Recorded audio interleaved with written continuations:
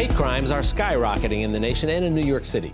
A recent report from the Anti-Defamation League notes that the number of anti-Semitic incidents in New York rose by over 90% in 2017 compared to 2016. 90%.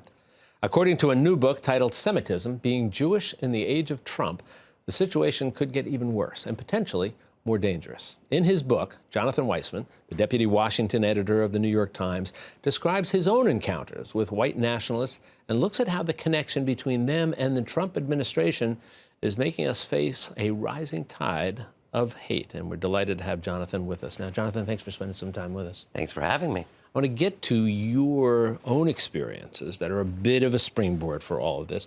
But I do want to ask a first question, and that is about the title. Curious, and you can look at it here, Semitism, Being Jewish in America in the Age of Trump.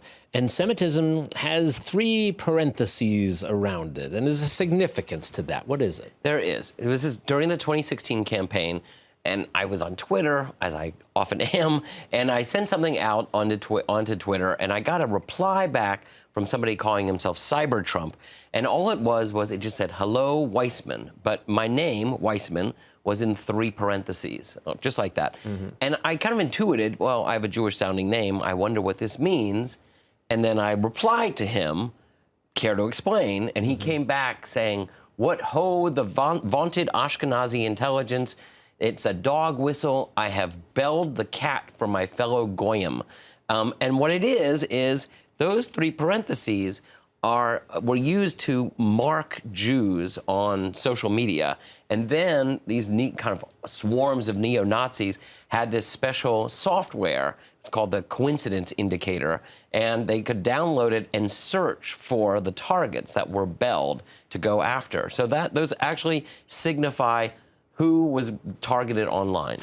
Is it too hyperbolic to say a modern day armband? That's what they call it, actually. They do. They say this is our way of slapping the yellow star on their chest. So that's certainly what they would call it.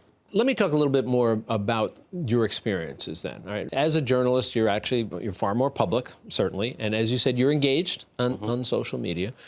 What did you find then that you were being subjected to?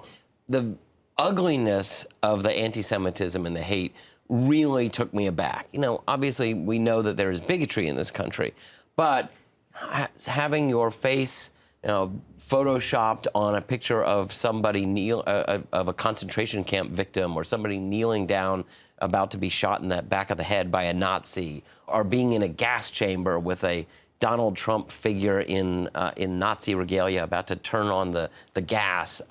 It just went on and on and on. There was one guy who sent me an image of the very famous gates of Auschwitz, but instead of saying work makes you free in German, it said Machen America Great Again. And this weird motif of the Holocaust, persecution of the Jews, and Trumpism just kept recurring over and over. And it took me so aback that I really tried to send it out into the world and show what was really out there.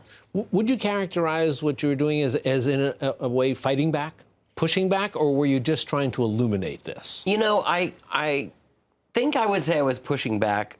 My main goal was to show just the level of hatred out there that had been stirred up during this campaign. And I will admit, in some ways, I was playing into the kind of neo-Nazi trap here, because look, I have a lot more followers on Twitter or on Facebook than they do. And so by sending it out, I was somewhat amplifying their message. And so I did it in bursts, but didn't do it in a sustained way. And in fact, the head of the Anti-Defamation League said, I get what you're doing, Jonathan. Maybe you should cool it down for a while. Because of that? The fact that you were giving a voice to folks who didn't have nearly the voice that essentially that you or others did? I think that was his thought. You know, it was important to raise awareness, but that at some point you may be giving them too much of a platform. What do you think about that? It's something I wrestle with a lot. And in writing this book, I have a whole chapter about how to confront this rising white nationalism. And there certainly are very strong, smart voices who say the best way to do it is just ignore it because these people just want the attention. But I remember talking to a rabbi in Washington who said, you know, you have to look to the Torah, to religious books, and it says, when the Jew finds injustice, the Jew must stand up to injustice. So, if you look to our own teachings, you come away with thinking we do have to fight back. We shouldn't just put our heads in the sand and hope it all goes away. So what is it that you wanted to do with this book? What are you hoping will come from it?